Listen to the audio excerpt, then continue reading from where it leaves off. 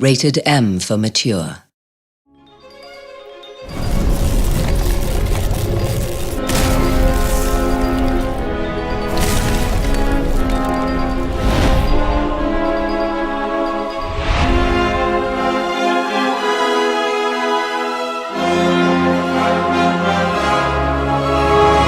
The thing I'm proudest of in the design of Reckoning as a whole, there's a lot of things the team has done just an amazing job with, from the moment-to-moment combat to the actual architecture and geography of the world.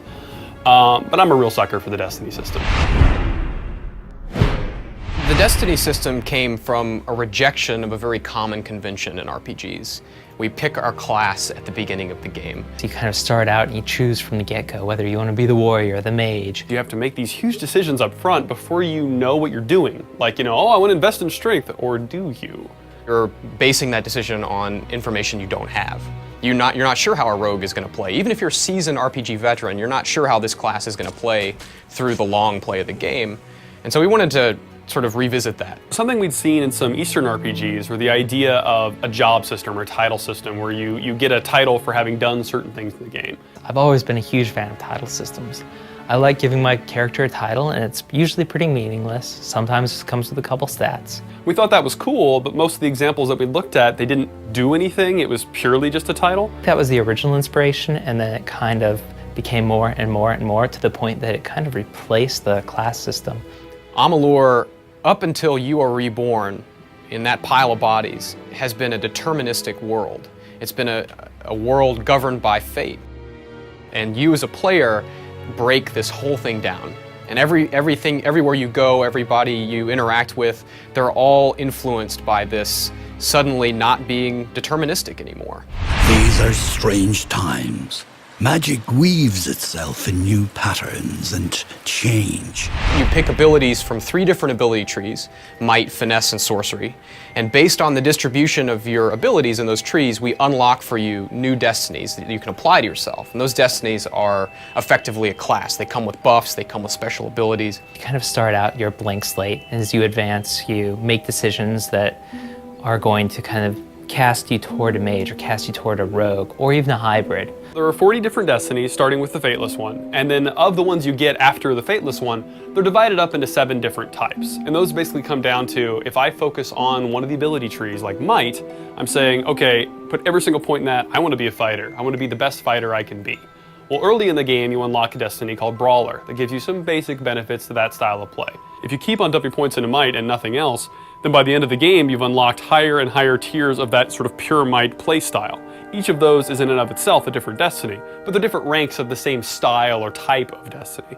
However, if I start throwing points at other trees, like if I mix Might and Sorcery, I'm going to unlock hybrid destiny. So I'll get like a Might Sorcery Battle Mage, for instance. And those have different ranks. And different ranks sometimes just increase statistically, but every couple of ranks, generally speaking, they do something new. I think one of the best examples of that is Blink, right? If you mix any, if you have any destiny that has Mage in it, any sorcery destiny, you get Blink, which is a replacement for your standard roll.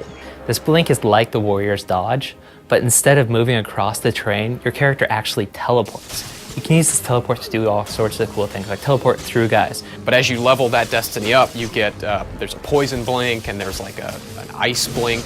It slows enemies down when you teleport through them. The Warlord, the high tier destiny you get for focusing on that Might line, he gets an ability called Last Stand, so that when you die, you can immediately get back up from the dead, wipe the blood from your face and get back into the fight. And as long as you kill the enemy that took you down within a certain window of time, you get your full life back and can keep on trucking. In Reckoning, you have the Jack of all trades destiny. And this destiny you get for evenly distributing your points in all the trees. Now, you don't get the top tier abilities in those trees, but you unlock all of the weapon masteries. And so if you're the player that really likes to play with all of the different weapons and switch them out all the time, this is the destiny for you. It also dramatically reduces your equip requirements.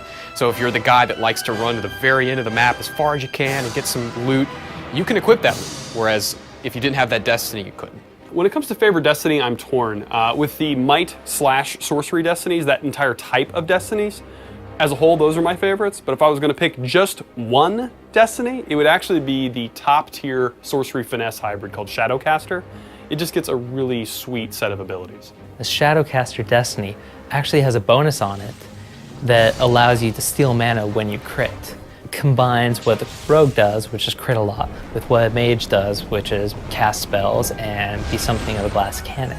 So there are a lot of things like that in the Destiny system that kind of change your moment to moment instead of just bumping your stats. Twists of Fate are something of addendum to the Destiny system. They are the modifiers that result from making decisions in the world. We wanted a way to let the player know that he or she is changing the world in a permanent way through their actions. There are rewards you get for completing quests or doing different things in the game. You make a irrevocable decision that's changing the future in some way, something that normal people couldn't have done, that only you can because you're the Fateless One. We give you a card, which is presented a lot like a Destiny card, called the Twist of Fate.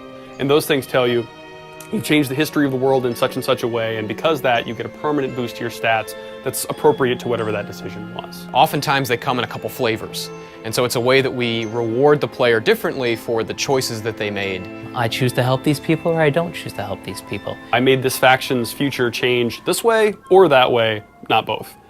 So both the bonuses and the twists themselves are exclusive in that case. A seat in the House of Ballads cannot remain empty, lest the great stories end. We want you to be able to play the game that you want to play. I'm hoping players come to Reckoning and experience the nostalgia factor, the thing that first hooked them on games. I think this game is one that could really do that. I want players to feel like they got to experience a world they've never seen before and that they want more. I want them to leave and go, well, what else is happening in Amalur? Because, we're doing more in that world. We want them to see that. There's so much depth and there's so much personality and character that there are endless possibilities for products. I want them to be excited about what happens 5 years later, 20 years later, 2,000 years later. So I'm excited to get them into the world and just kind of experiencing everything that we've built.